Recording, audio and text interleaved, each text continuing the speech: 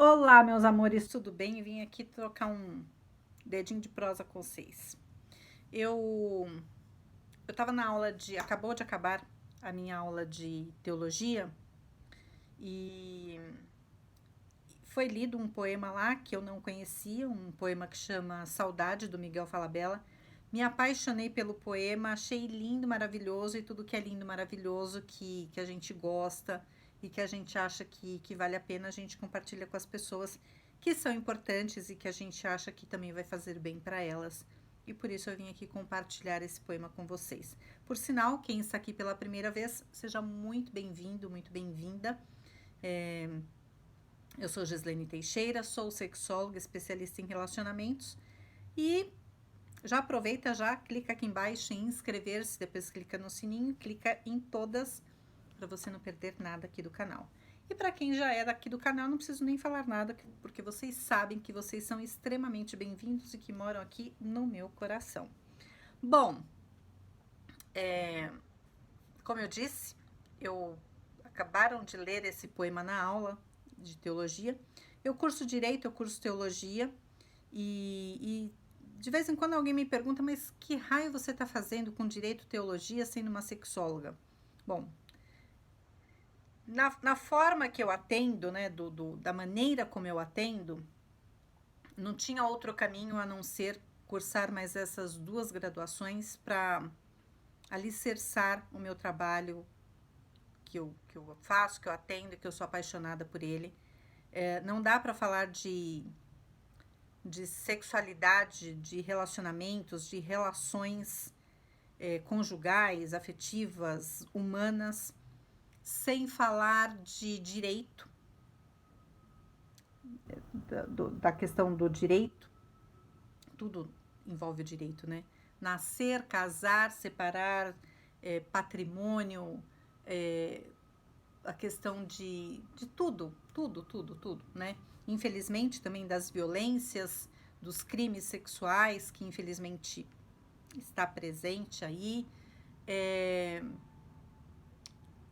inclusive do casamento, dos divórcios, das relações extraconjugais, que dá um pepino daqueles.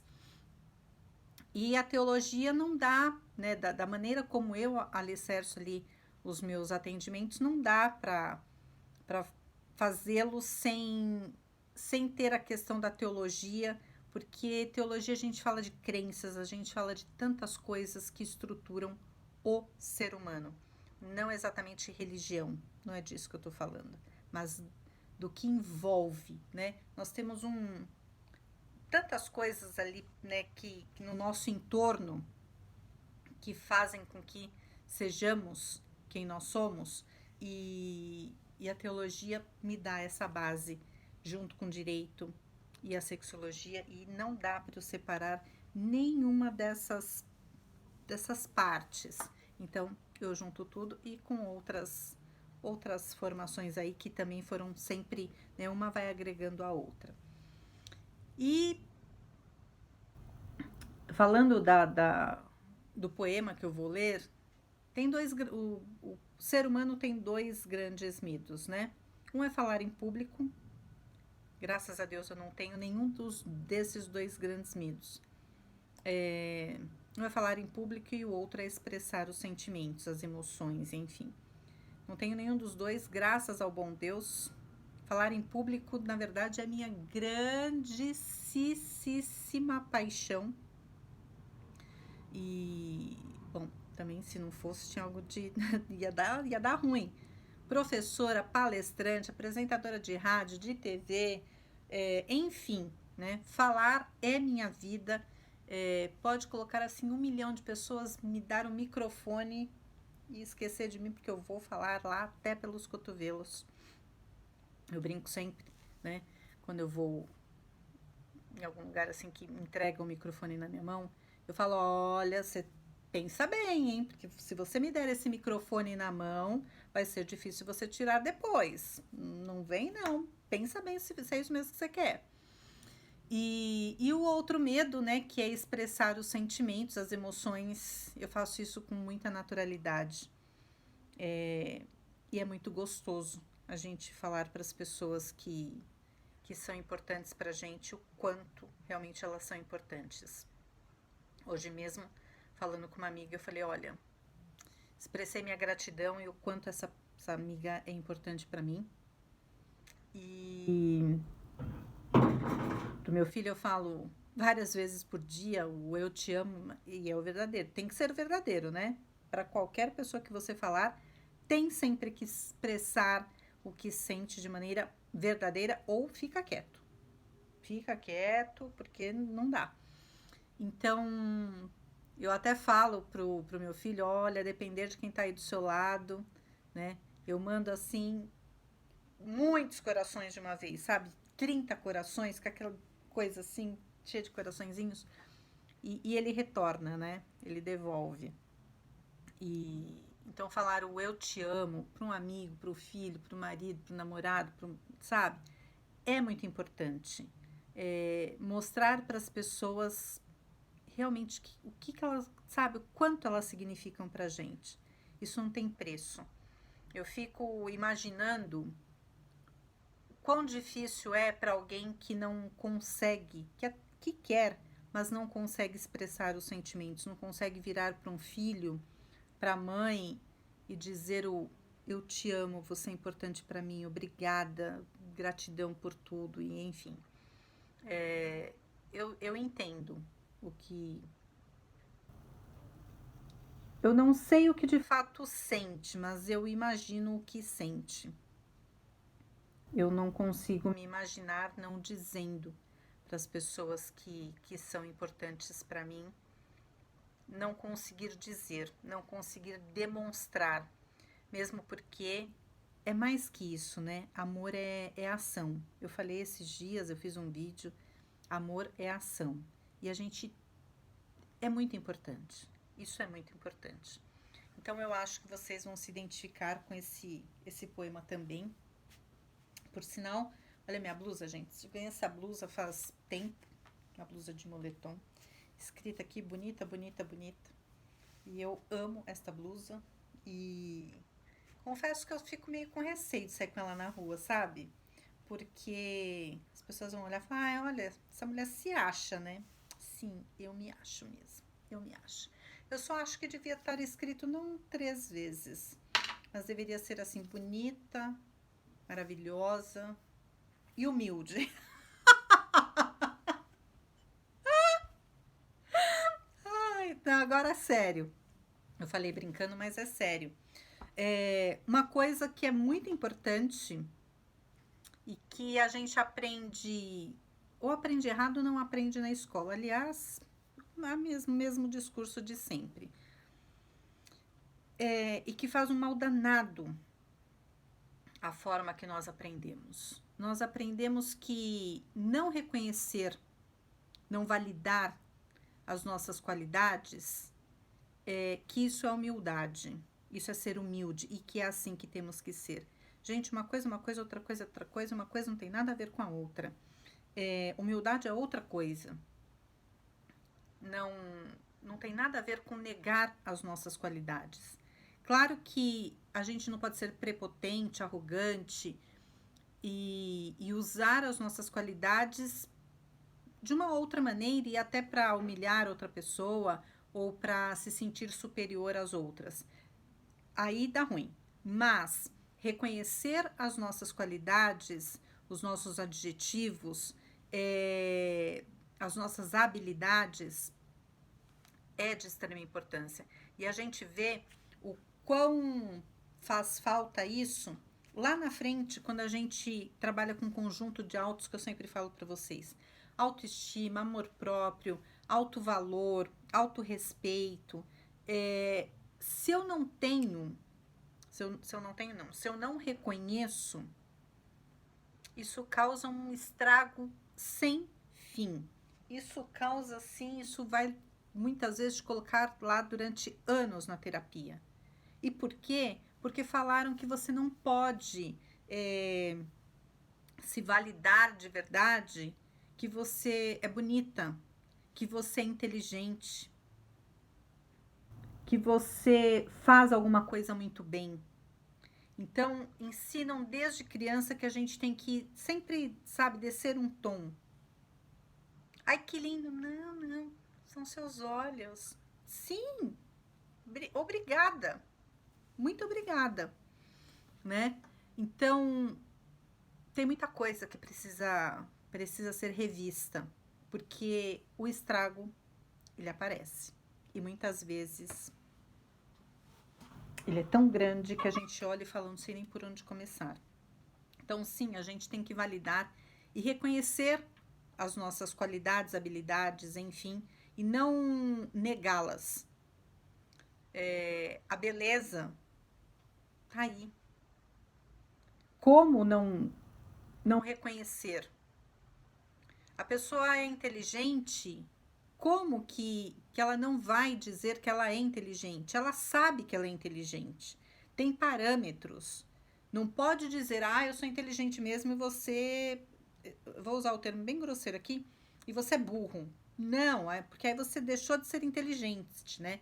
Você pode até ter a inteligência cognitiva, mas vai ter zero de inteligência emocional, social, porque nós temos múltiplas inteligências.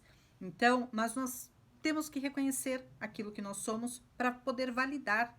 Se a gente não valida, porque ensinaram que a gente não deve validar, porque a gente tem que sempre se colocar um tom abaixo, como que a gente vai, essa conta não vai fechar?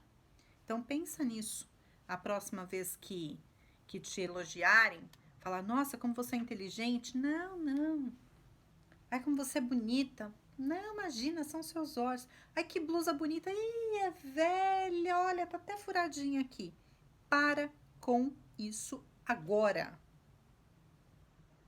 Agora, tá? Porque tá tudo errado isso. Eu vou ler o texto aqui, senão eu vou ficar aqui falando. Bora lá. Poema A Gente Sente. Lá na alma. Vai, bora lá. Saudade. Miguel Falabella. Trancar o dedo numa porta dói. Bater com o queixo no chão dói. Torcer o tornozelo dói. Um tapa, um soco, um pontapé dói. Dói bater a cabeça na quina da mesa. Dói morder a língua. Dói cólica, cárie e pedra no rim. Mas o que mais dói é a saudade. Saudade de um irmão que mora longe. Saudade de uma cachoeira da infância. Saudade de um filho que estuda fora. Saudade do gosto de uma fruta que não se encontra mais. Saudade do pai que morreu. Do amigo imaginário que nunca existiu. Saudade de uma cidade. Saudade da gente mesmo que o tempo não perdoa. Doem essas saudades todas. Mas a saudade mais dolorida é a saudade de quem se ama. Saudade da pele, do cheiro, dos beijos. Saudade da presença e até da ausência consentida. Você podia ficar na sala e ela no quarto, sem se verem, mas sabiam-se lá. Você podia ir para o dentista e ela para a faculdade, mas sabiam-se onde. Você podia ficar o dia sem vê-la e ela o dia sem vê-lo, mas sabiam-se amanhã. Contudo, quando o amor de um acaba ou torna-se menor, ao outro sobra uma saudade que ninguém sabe como deter. Saudade é basicamente não saber mais se ela continua fungando no ambiente mais frio, não saber se ele continua sem fazer a barba por causa daquela alergia, não saber se ela ainda usa aquela saia, não saber se ele foi na consulta com o dermatologista como prometeu, Não saber se ela tem comido bem, por causa daquela mania de estar sempre ocupada. Se tem assistido às aulas de inglês. Se aprendeu a entrar na internet e a encontrar a página do Diário Oficial. Se ela aprendeu a estacionar entre dois carros, se ela continua preferindo Mouse Beer, se ela continua preferindo Margarita, se ela continua sorrindo com aqueles olhinhos apertados, se ela continua dançando daquele jeitinho enlouquecedor, se ela continua cantando tão bem, se ela continua detestando o McDonald's, se ele continua amando, se ela continua a chorar até nas comédias.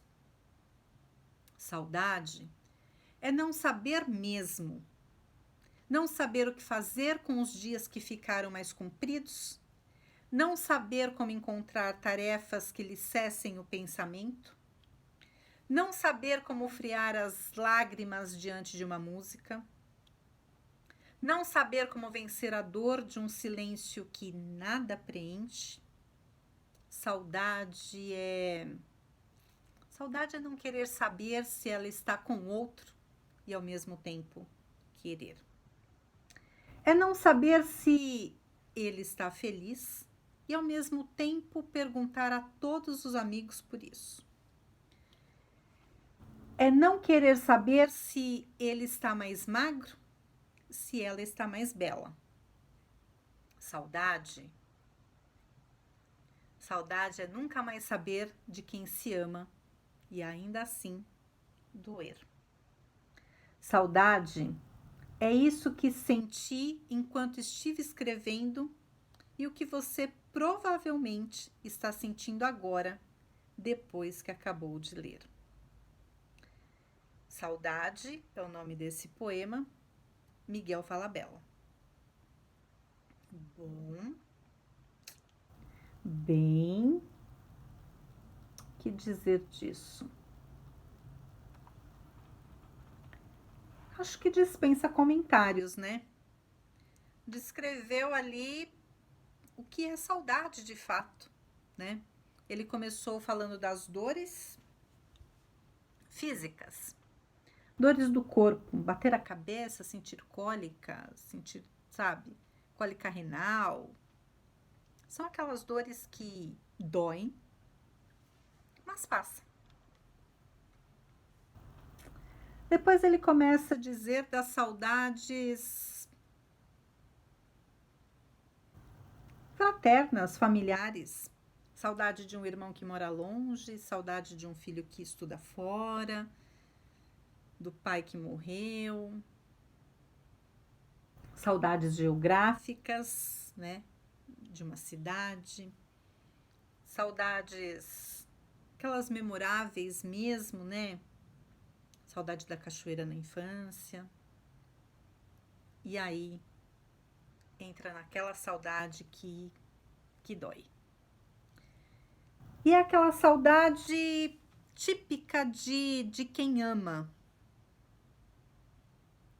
Saudade de saber como a pessoa está, se comeu, se está indo às aulas, se já aprendeu a estacionar entre dois carros, se a pessoa ainda continua fazendo ou não fazendo o que fazia ou o que não fazia.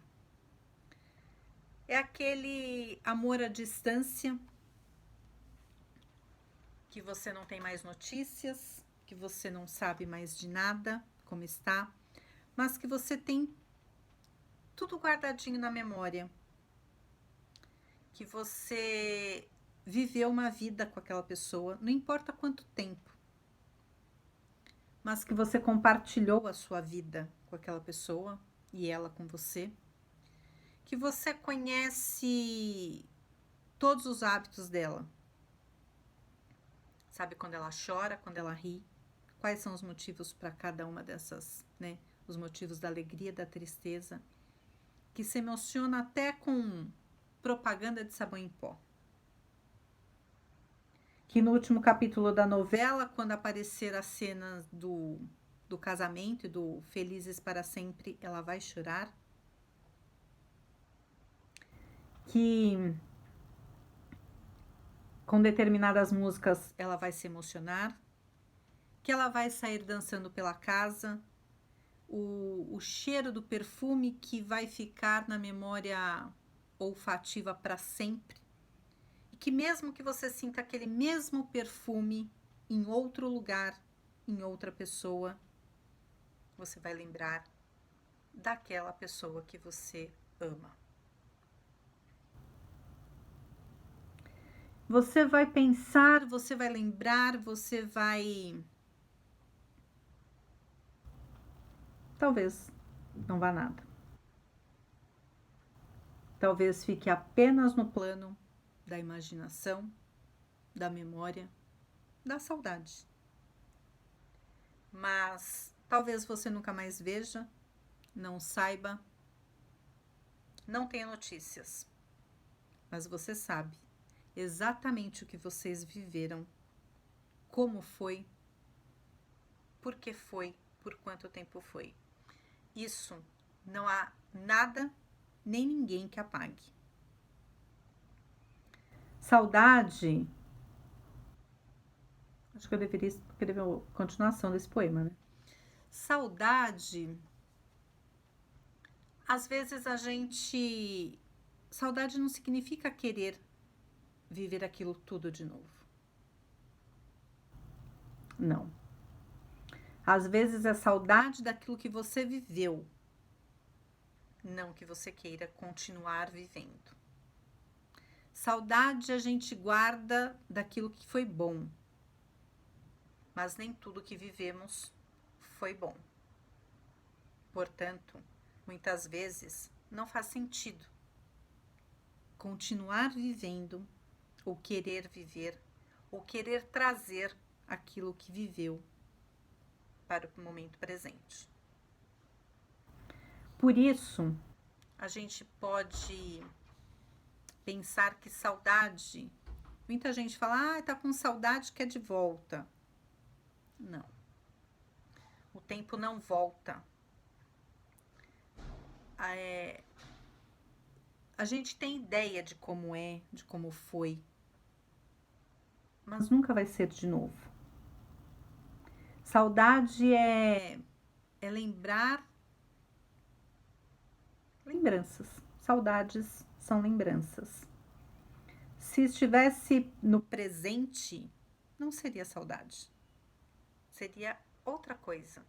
Seria apenas uma experiência presente. Mas sairia do plano da saudade. Então, muita gente associa saudade, principalmente no campo afetivo, com querer de novo. E aí que mora o perigo. Porque aí as pessoas associam, colocam ali o temperinho que não pode. A cereja do bolo que é desnecessário, que é o ciúme. A gente não apaga o que viveu. Mas muitas vezes, nem de longe, a gente quer de novo. Portanto, saudade e ciúme não são questões que andam juntas. E quando a gente fala de saudades, tem muitas outras questões que não se juntam. Então fica a reflexão quando você fala, ai, que saudade daquela época.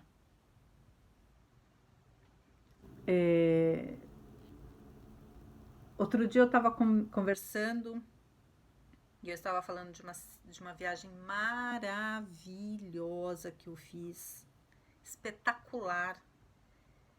E eu falei, ai, que delícia que foi assim, foi assado e não sei o que, não sei o que, não sei o que. Aí a pessoa virou para mim e disse assim, então quer dizer, e blá, blá, blá, blá, blá. Eu falei, não, você entendeu tudo errado. Tudo errado. Eu disse que, ai, que saudade daquele momento, que foi maravilhoso, tudo isso. Mas aquela pessoa com quem eu estava naquela viagem, ela não está mais comigo. E eu não disse que eu estou com saudade daquela pessoa. Eu disse que saudade de ter vivido aquele momento. Não de querer estar de novo naquele momento.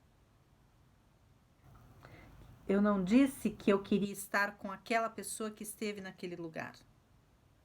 Mas, naquele momento, naquela época, naquele lugar, aquilo foi bom. O mundo dá voltas. E a gente guarda aquele recorte daquele momento, daquela situação. Por isso, eu acho de uma grosseria sem comparativo quando pessoas num convívio atual, num relacionamento atual, querem apagar as memórias passadas. Memórias passadas mesmo, né? É redundância? Pois é. E por que uma pessoa que entrou na sua vida depois daquelas experiências que ficaram na memória, no passado, portanto, por que essa pessoa que entra aqui, ó, de novo, eu com os dedos aqui, vou comprar os bonequinhos. Por que essa pessoa que está na sua vida agora, que entrou depois que esse passado aconteceu, ela entrou, essa pessoa se acha no direito de apagar as suas memórias? Como eu vejo, por exemplo, eu vi ontem, num grupo, as mulheres falando, né, que quando o atual marido, o namorado, elas entram nas redes sociais e lá de trás, coisas de 10 anos, elas encontram uma foto de uma viagem, de um churrasco, de um aniversário, de um Natal, onde a ex estava lá, naquela foto. E elas apagam. Umas mandam, não é pedem, mandam, se for pedir também já, olha, já deu ruim, mas mandam apagar. E se eles não apagam, elas pegam o celular ou arrancam da mão ou quando pegam escondido e vão apagar todas aquelas memórias, tudo aquilo que a pessoa viveu e que esta que está aqui não tem esse direito, em hipótese alguma. E eu falei, olha, se uma pessoa faz um negócio desse comigo, pega o meu celular e sai apagando as minhas memórias, esquece. Porque no mesmo instante que eu voltar, observar, perceber, notar que isso aconteceu,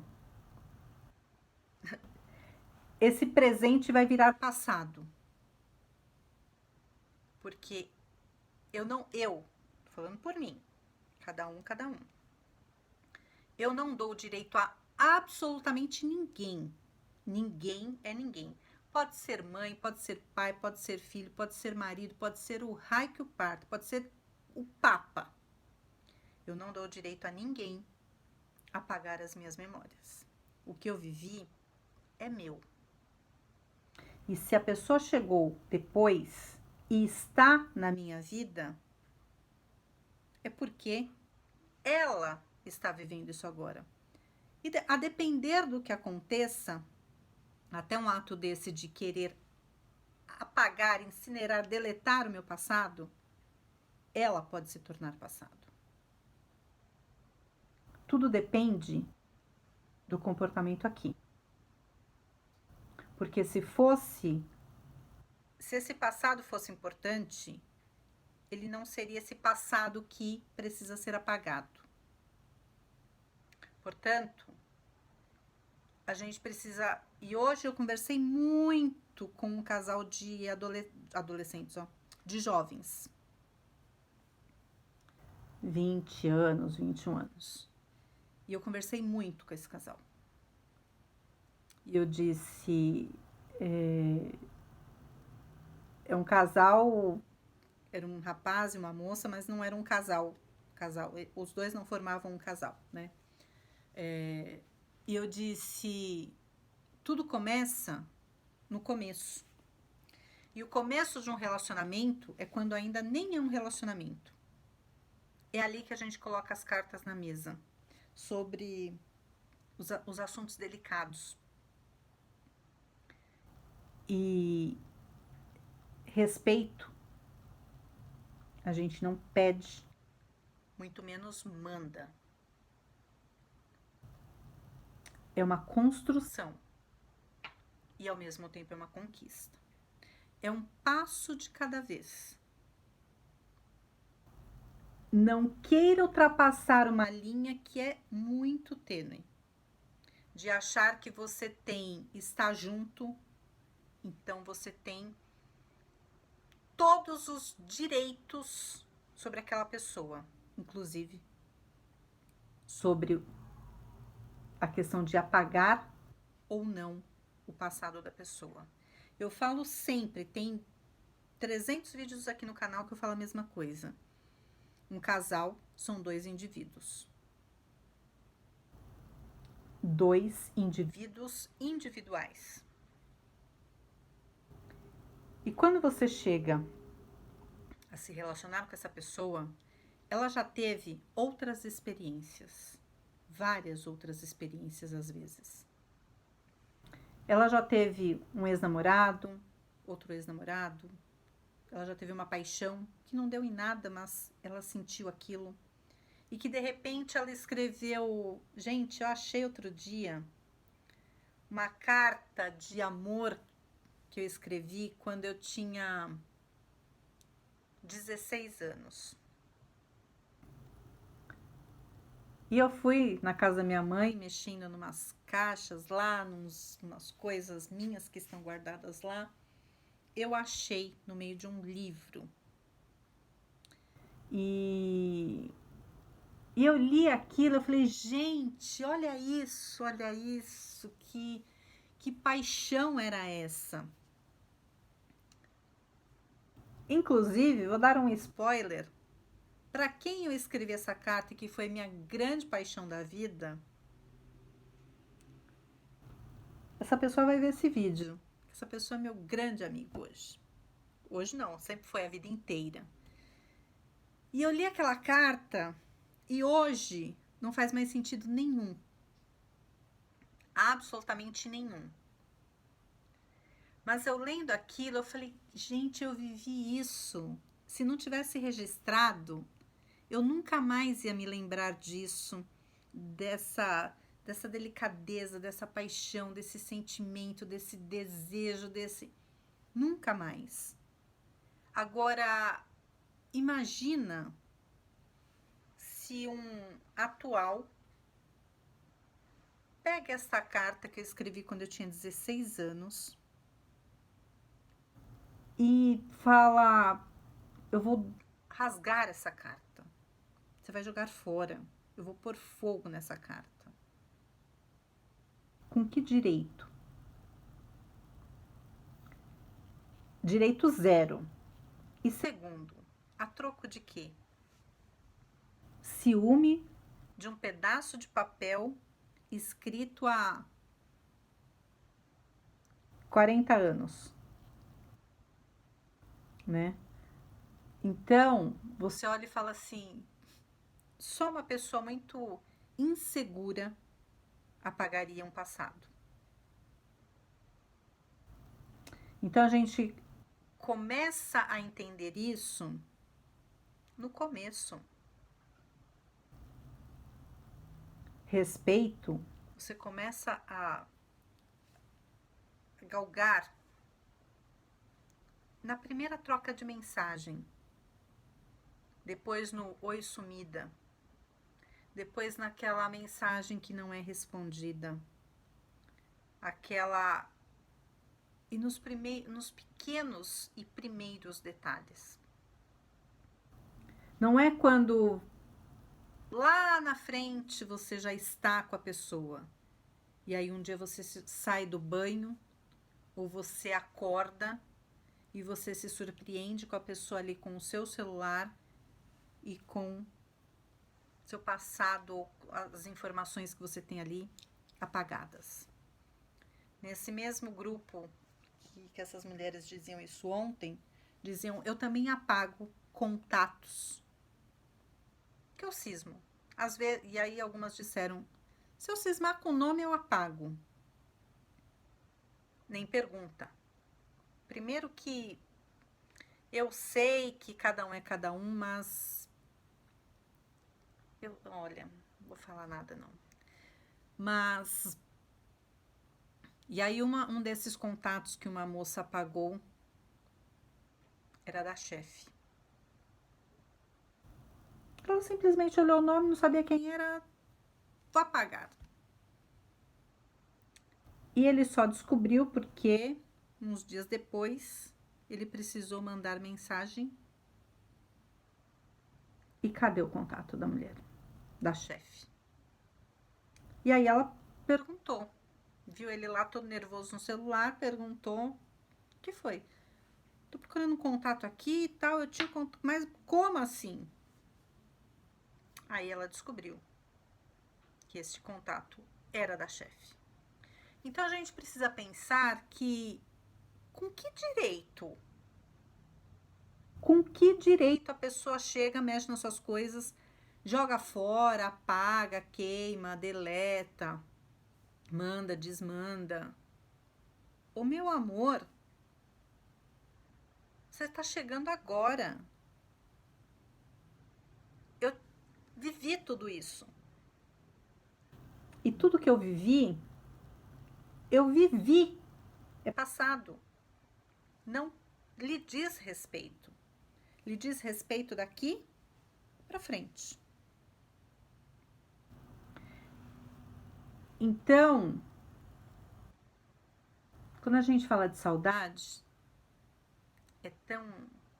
é algo tão singular, tão sensível, tão único. Não existe uma saudade igual a outra. Não existe, porque envolve sentimento, emoção, experiência. A gente ali em algum momento fala saudade de uma fruta que não encontra mais, saudade da cachoeira. Se a gente pegasse dois irmãos que viveram naquela mesma cachoeira quando crianças, que comiam aquela mesma fruta, e pegar um texto assim, falar, ai, que saudade daquela cachoeira, é capaz de um olhar e falar assim, que cachoeira? Aquela que a gente ia tal. Não lembro. Aquela assim, pronto, já era. E quando lembrar, talvez fale, não gostava de lá não, a água era gelada demais. Mas o caminho até chegar na cachoeira, nossa, sabe que eu não gostava nada de ir naquela cachoeira? Ai, aquela fruta, nossa, ainda bem que não tem mais. Nossa, a mamãe obrigava a gente a comer aquilo. Portanto, com que direito a gente interfere nas memórias do outro, nas saudades do outro, nos registros do outro? Registre todas as suas memórias. E para registrar as nossas memórias, a gente precisa viver. É assim que a gente cria memórias, vivendo. Vivendo intensamente, vivendo de verdade, não passando por elas. E eu vou falar por mim, mas eu compartilho o meu pensamento.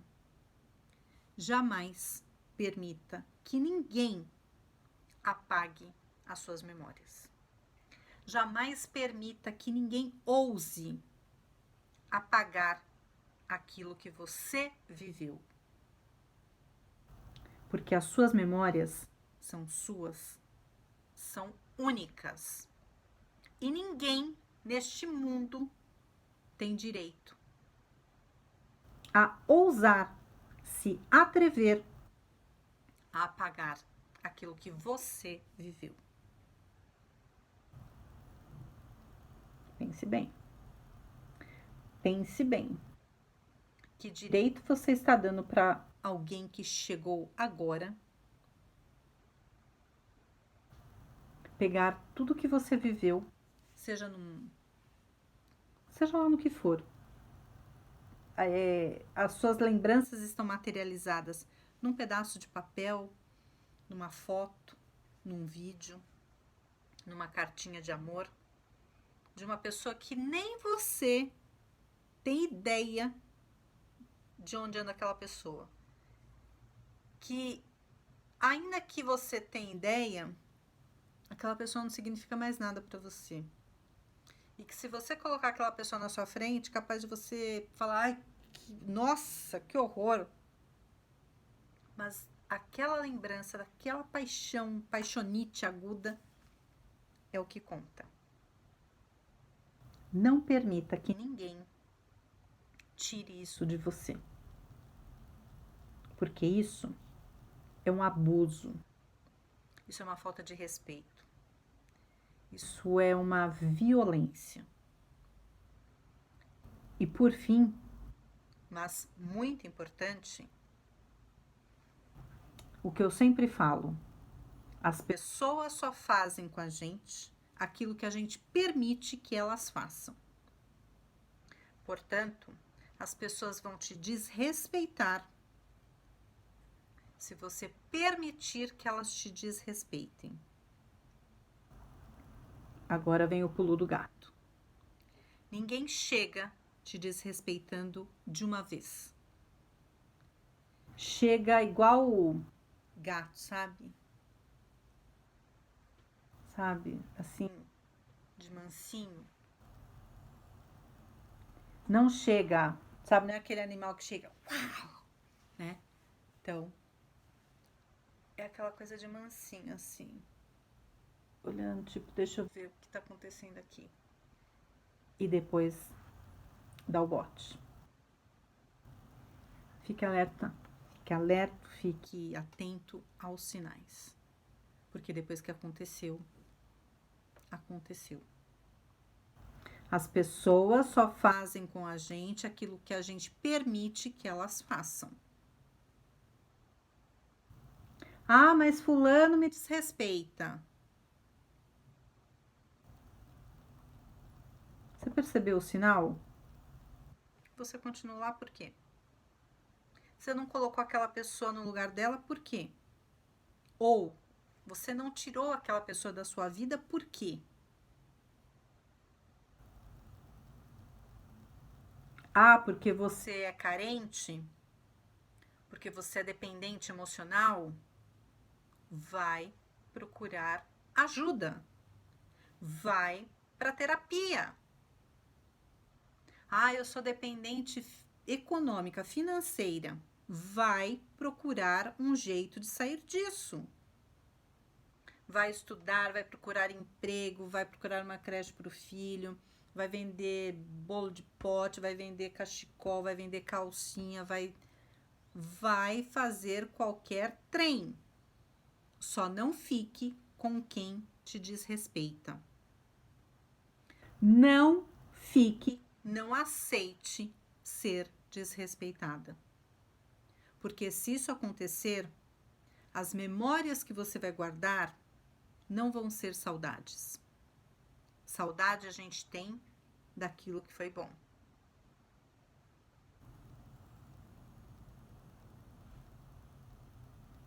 Vou falar o que eu falei hoje para esse casal de jovens aí.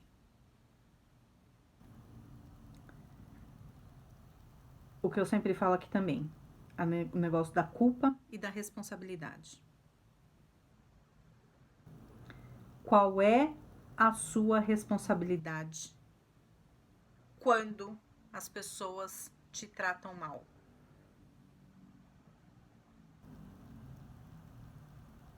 Qual é o seu poder de escolha, decisão, ação, atitude?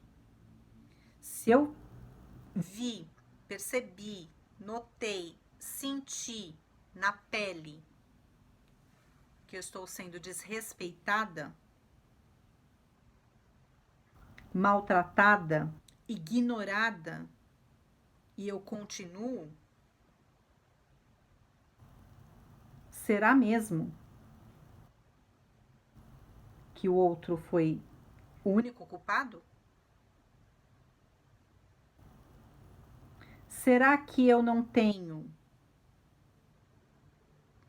nenhuma responsabilidade? Ah, Gislene, então você está dizendo que o outro me maltrata, o outro me desrespeita e a culpa é minha? Não, não foi isso que eu disse. Eu disse que nós temos responsabilidade. No direito, a gente tem obrigação de fazer e obrigação de não fazer. Qual é a sua obrigação, a sua responsabilidade de fazer o que tem que ser feito e o que não tem que ser feito? Eu tenho que observar. Eu tenho que agir. Eu tenho que falar. Eu não posso me calar ao que está me fazendo mal. Porque se eu me calar, eu deixei de fazer. Se eu não me pronunciar aquilo que eu sinto, que eu vejo que não está bom para mim, eu vou dizer o que depois? Que o outro errou sozinho? E eu fiz o quê? Eu estava onde? Que eu não tomei uma atitude, que eu não enxerguei. Ah, tem momentos que a pessoa não enxerga? Sim. Sim. Por isso nós temos os relacionamentos tóxicos, abusivos, as violências que vão se avolumando, se empilhando. A gente não nasce pronto. Nós vamos nos construindo dia a dia. O que não pode, e cada um tem seu tempo, o que não pode é a gente nos fazermos de cegos e aceitar tudo que o outro quer fazer ou impor sobre nós. Você vai apagar, você vai fazer, você vai não sei o que, você não vai isso. Peraí, senta aí, bonito. Por que você acha que eu devo fazer isso? De onde você tirou esta ideia de que eu tenho que fazer isso que a mim não faz o menor sentido? É conversar. É não se acovardar. Ai, mas eu tenho medo porque se eu falar, ele pode me bater, ele pode me agredir verbalmente, fisicamente. Meu amor, se você tem medo disso, é porque em algum momento você já percebeu isso. E você continua aí por quê?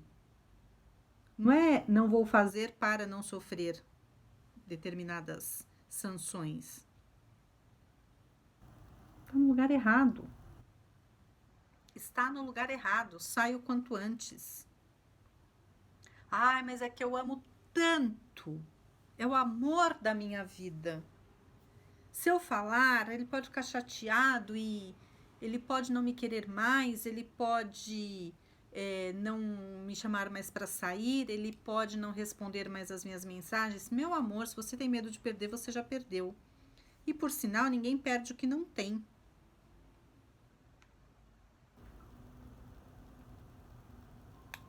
Então presta atenção.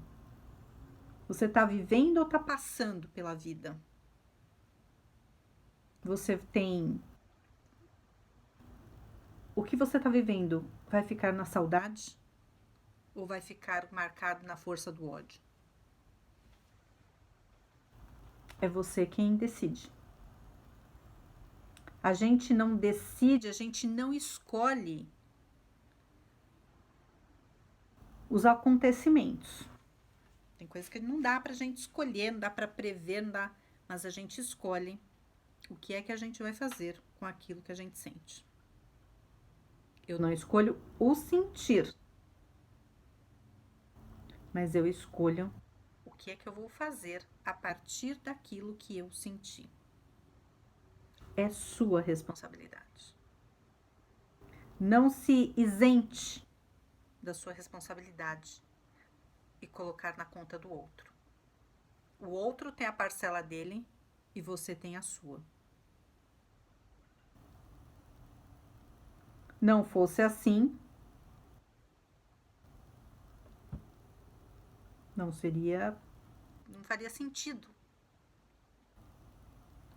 ser um casal onde só um faz e só um se responsabiliza e só um é culpado. Duas pessoas, dois indivíduos, sucessos e fracassos, erros e acertos são contabilizados por dois. Pense nisso. E eu espero que de verdade você viva muito. Viver de verdade. E que você viva coisas maravilhosas. Para que você tenha muita saudade daquilo que você viveu. A gente só tem saudade daquilo que foi bom. Beijos para vocês.